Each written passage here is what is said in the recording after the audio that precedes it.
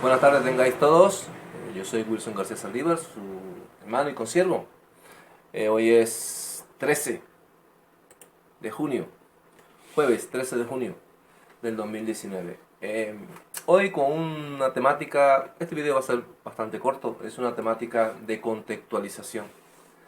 Me animo a hacer una serie sobre pasajes descontextualizados que se utilizan para fundamentar ciertas y determinadas doctrinas.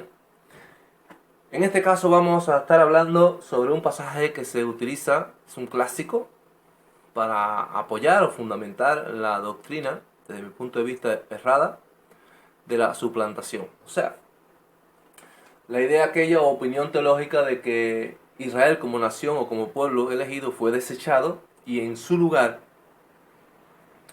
fue tomado o elegido otro pueblo, totalmente separado del pueblo original de Israel, del pueblo que se escogió en los tiempos de Jacob mediante sus 12 hijos.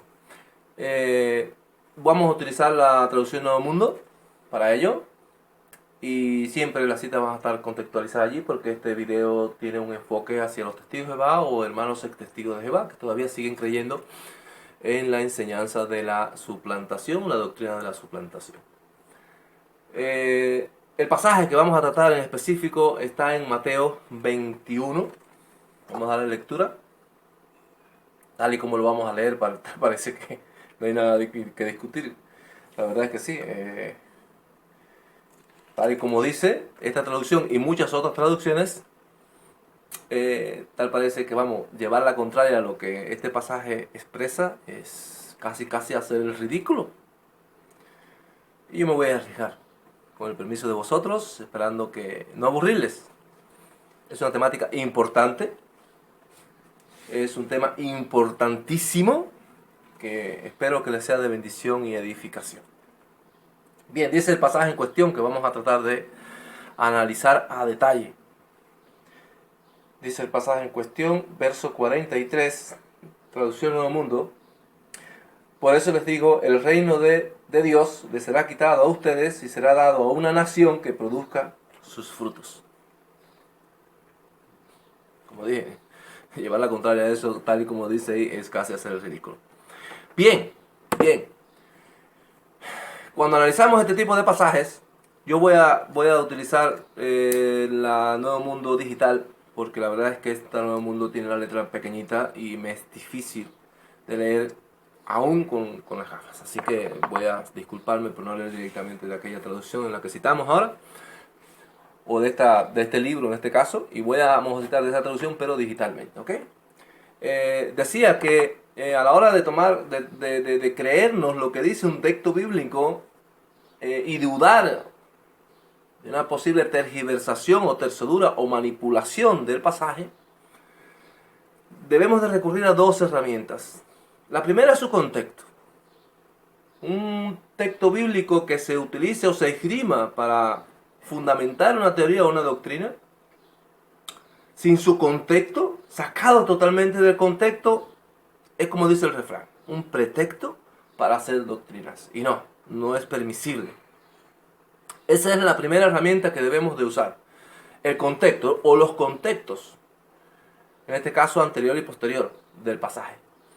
Y la otra herramienta que también debemos de utilizar cuando aparecen este tipo de pasajes bíblicos es, si tenemos alguna duda, bueno, la idiomática. ¿Qué nos dice la idiomática en este pasaje? O sea, ¿qué dice el griego, en este caso que estamos citando del llamado Nuevo Testamento, o qué dice el hebreo si vamos al Antiguo Testamento?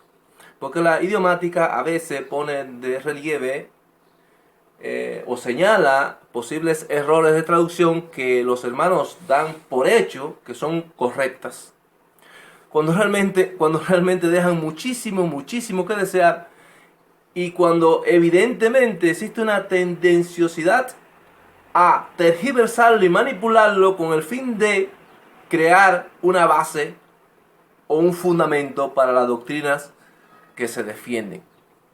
Por eso todas las herramientas son sumamente esenciales e importantes a la hora de analizar las doctrinas, y en este caso a la hora de analizar el pasaje de Mateo capítulo 21, verso 43, que ya dimos cita.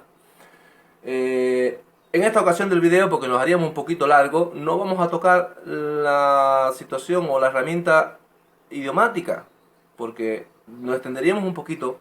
Y además, de verdad creo que no hace ni siquiera falta irnos a la idiomática cuando veamos los contextos. Los contextos nos dejarán claras muchas cosas. De todas formas, por escrito, sí lo dejaré expuesta este análisis idiomático sobre el pasaje en cuestión. Y si me animo, en el futuro, más adelante, pues haré un videito para tocar el tema específicamente idiomático sobre el pasaje de Mateo capítulo 21, verso 43. Vamos a comenzar por los contextos. Y los contextos nos implica llevar la lectura un poquito más arriba y un poquito más abajo. ¿Verdad que sí? Bien, vamos a leer los pasajes del Nuevo Mundo para contextualizarnos en lo que está sucediendo en espacio y tiempo, allí, en el primer siglo. Lo que está sucediendo alrededor del Mesías, donde se crea toda esta polémica, toda esta discusión, en el que luego leímos lo que sucede o lo que les dirige o lo que les dice el Mesías a aquellas personas o a aquella nación. Vamos a analizar a qué realmente se refería. Vamos a leer a partir del verso 23 y vamos a empezar a resaltar ciertos detalles y matices que por lo general pasamos por alto, se nos olvida, y que son tan claros y tan específicos que a mí a veces me da vergüenza ajena tener que citarlos, pero es necesario.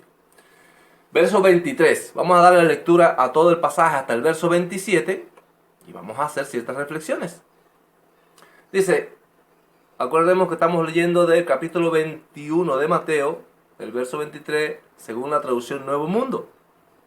Dice, entonces después que entró en el templo, los principales sacerdotes y los ancianos del pueblo se le acercaron mientras el Mesías estaba enseñando. Y dijeron, ¿con qué autoridad haces estas cosas? ¿Y quién te dio esta autoridad? En respuesta, Jesús les dijo, yo también les preguntaré una cosa. Si me la dicen, yo también les diré con qué autoridad hago estas cosas. El bautismo de Juan, dice el Mesías, ¿de dónde era? ¿Del cielo o de los hombres? Pero ellos empezaron a razonar entre sí diciendo, si decimos del cielo, nos dirá, entonces, ¿por qué no le creyeron? Sin embargo, si decimos de los hombres, tenemos la muchedumbre a quien temer, porque todos tenían a Juan por profeta. De modo que en respuesta a Jesús dijeron, no sabemos. Los principales sacerdotes y los ancianos le dijeron, no sabemos.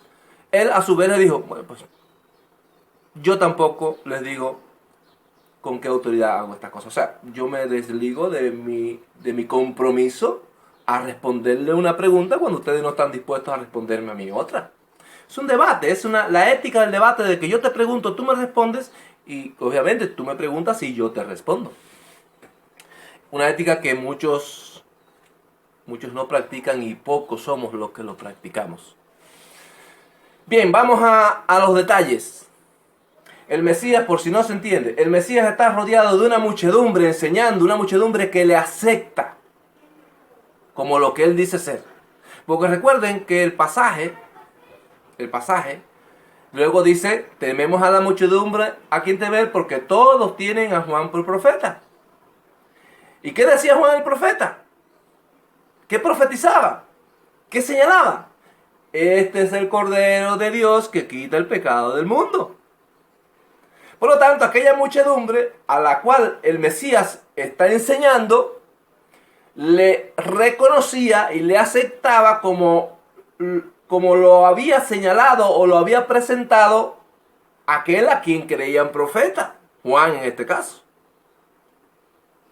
Bien, eso está bastante claro, ¿verdad? Por lo tanto, tenemos aquí a tres participantes una pequeña porción que hemos leído. Tenemos tres participantes: el Mesías, que está enseñando a la muchedumbre; los líderes del pueblo que vienen y se acercan para tentarlo, hacerle preguntitas, y el pueblo de Israel, que estaba amontonado a su alrededor, escuchándole con atención sus enseñanzas.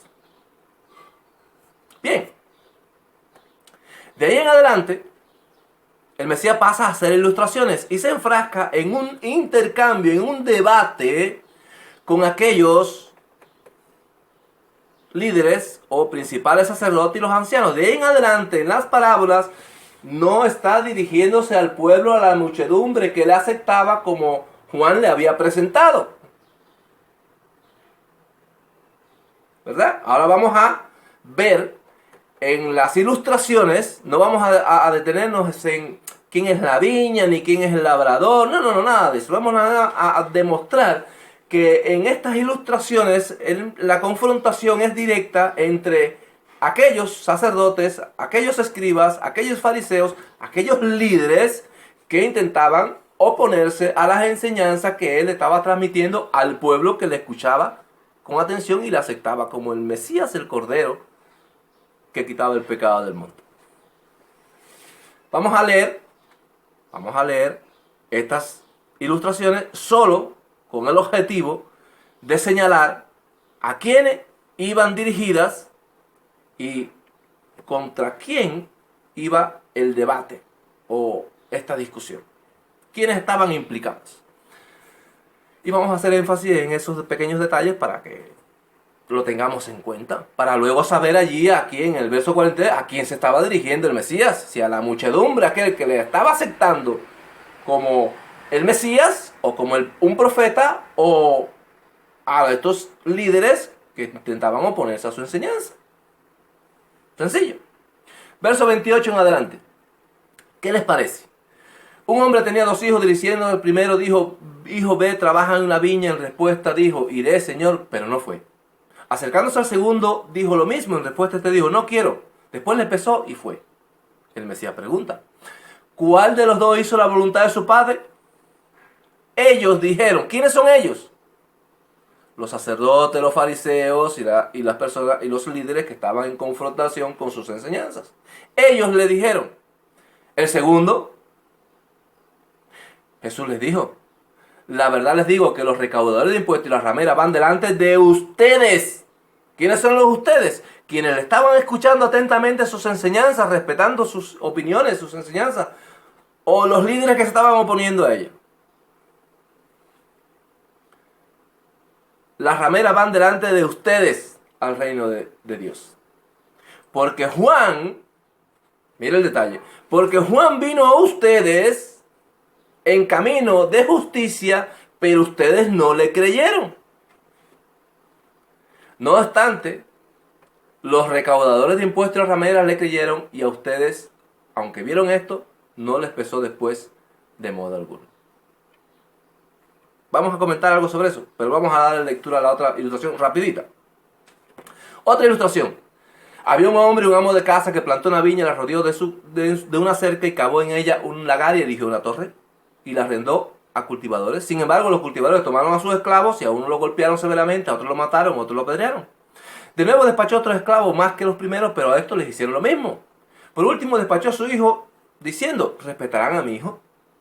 Al ver al hijo, los cultivadores dijeron entre sí: este es el heredero. Venga, matémoslos y consigamos su herencia. De modo que lo tomaron y lo echaron fuera de la viña y lo mataron. Por tanto, cuando venga el dueño de la viña, ¿qué les hará a estos cultivadores? Y le dijeron. ¿Quién le dijo? ¿Quién les responde? Mesías está preguntándole a los fariseos, sacerdotes, y así que dice principales sacerdotes y ancianos del pueblo, específicamente, para no. Y ellos le dijeron: por ser malos, traerá sobre ellos una destrucción mala y arrendará su viña a los cultivadores y les dará los frutos a su tiempo. Entonces Jesús en el verso 42 les dijo: ¿nunca han leído la escritura? Se la está citando a ellos, ¿no? La piedra que los edificadores rechazaron, es la que ha llegado a ser la piedra principal de angular, de parte de Jehová, dice esta traducción, ha venido a hacer esto y es maravilloso a nuestros ojos. Vamos, preguntar aquí quiénes son los edificadores ya está de más. Porque evidentemente la confrontación es directamente con aquellos líderes ancianos y sacerdotes del pueblo. No con la muchedumbre o con el pueblo que sí les recibía y les aceptaba y que 3 días antes, 2 días antes, le había recibido como el rey de Israel prometido en la escritura, sino Osana David, Osana ben David. ¿Verdad que sí? Por tanto, esta grande muchedumbre, este pueblo le aceptaba, pero los líderes no, los edificadores no. Bien, vamos a hacer una reflexión sobre la primera ilustración, para hacer cierta comparativa, para que usted se dé cuenta, porque decía, porque Juan vino a ustedes en camino de justicia, pero ustedes no le creyeron. Entonces vamos a definir exactamente quiénes creyeron en Juan y quiénes no. Si usted coge este versículo bíblico y lo compara luego con el que ya leímos anteriormente, se dará cuenta de que aquellos que escucharon a Juan y no le creyeron fueron los líderes. Veamos el verso 26. De nuevo. Y sin embargo, si decimos de los hombres, estamos hablando de la respuesta que le dieron cuando el Mesías le preguntó sobre qué piensan sobre Juan el Bautista. Sin embargo, verso 26. Si decimos de los hombres, tenemos la muchedumbre a quien temer, porque todos tienen a Juan por profeta. O sea, esa muchedumbre o ese pueblo o ese todos no está señalando al pueblo o a la nación de Israel. O sea, perdón, esa muchedumbre o esos todos está señalando al pueblo o a la nación de Israel. Mientras que en el verso 32, al que dimos lectura cuando dijo, porque Juan vino a ustedes en camino de justicia, pero ustedes no le creyeron, tiene que estarse refiriendo a quiénes, a los sacerdotes, a los escribas, a los ancianos del pueblo, que no aceptaron a Yohanan el inmersor o a Juan el Bautista como el profeta enviado por Elohim que abriría el camino al Mesías prometido. Bien, ya que esto está bastante claro. El contexto creo que no deja más nada que decir. Llega el verso 43.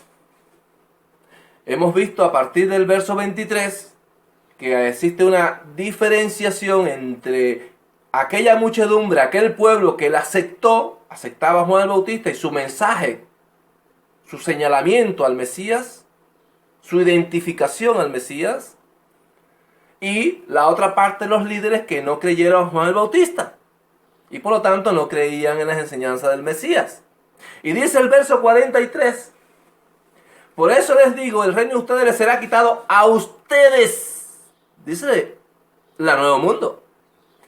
¿Ese ustedes quién es? ¿La muchedumbre o la nación o el pueblo que aceptaba que Juan el Bautista era profeta y todo aquello que Juan el Bautista como profeta dijo? Aquel pueblo, aquella muchedumbre, aquella nación que estaba aceptando sus enseñanzas y que la había recibido 2 días antes, allí en la entrada de Jerusalén como el Ben David, el rey, el Melech de Israel, que había sido prometido por los Nabín o por los profetas. ¿A qué no? Por lo tanto, por eso les digo, el reino les será quitado a ustedes. Se está refiriendo a quiénes, a los sacerdotes, a los ancianos, a los líderes de aquella nación. Pero claro, la Nuevo Mundo sigue diciendo, y será dado a una nación que produzca sus frutos. Y tú dices, no, pero espérate, que se está refiriendo a Israel. No, si el mismo versículo ya señaló a quién se estaba refiriendo, a ustedes, los líderes, los edificadores. Veamos un detalle para que usted note el detalle en la parábola. En la parábola de la viña. La viña es Israel, mi hermanito. La viña es Israel. Y la viña, dice, había un hombre, amo de casa, que plantó la viña y la rodeó con una cerca y cavó en ello un lagar y erigió una torre, la arrendó a cultivadores y viajó al extranjero. Se fue, la dejó a cargo de ellos. Los cultivadores en este caso, ¿quiénes son? Los líderes de esa viña. Los que están a cargo de la viña. Los líderes de la nación o el pueblo de Israel. Eso está más que claro. Sigue.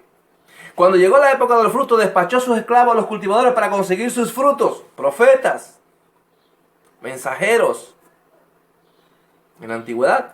Sin embargo, los cultivadores tomaron a sus esclavos y a unos los golpearon severamente, a otros los mataron y a otros los apedrearon. ¿Quién hacía esto en la nación de Israel en los tiempos de los profetas? ¿El pueblo de Israel apedreó a Jeremías? ¿El pueblo de Israel apedreó a Isaías? ¿El pueblo de Israel apedreó a Zacarías? ¿O fueron perseguidos todos estos profetas por el pueblo de Israel o por los líderes de la nación de Israel? Que aquellos mensajes no les cuadraban mucho. Eso es historia, ¿eh? Historia bíblica. Hermano, hay que estudiar la historia bíblica, mis hermanitos. Bendito sea el Eterno que nos da estas cosas maravillosas. Dice el verso 36, de nuevo despachó a otros esclavos más que los primeros, pero estos le hicieron lo mismo. Por último despachó a su hijo, Mashiach, a Yeshua, a Jesús, a quien conocemos como Jesús en nuestro castellano. Por último despachó a su hijo a ellos diciendo, respetarán a mi hijo. Al ver al hijo, los cultivadores, los líderes, los que estaban a cargo de la viña, los que estaban a cargo de que esa viña, a las cuales se le dejó a su cuidado, diera frutos. Sigue. Respetarán a mi hijo. Y al ver al hijo, los cultivadores dijeron entre sí, este es el heredero. Vengan, matémoslos y consigamos su herencia. La viña. El dominio de la viña. La propiedad. Por tanto, cuando venga el dueño de la viña, ¿qué dejará a aquellos cultivadores? Ven acá, hermanos amados, antes de terminar, porque vamos ahora, todavía nos falta un versículo bíblico del contexto que está maravilloso. Amados hermanos, ¿qué dice el Mashiach en esta ilustración o parábola?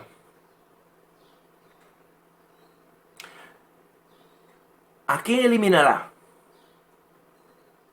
¿A la viña? ¿O a los cultivadores o arrendatarios que dejó a cargo de la viña?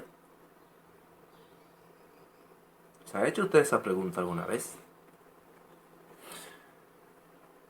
Eso está claro, hermanos.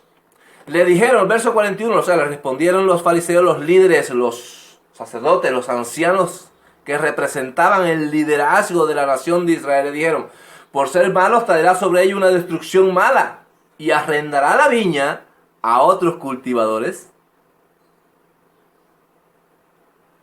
Lo que hará es cambiar de arrendatario. Eliminará. ¿A quién? A los arrendadores.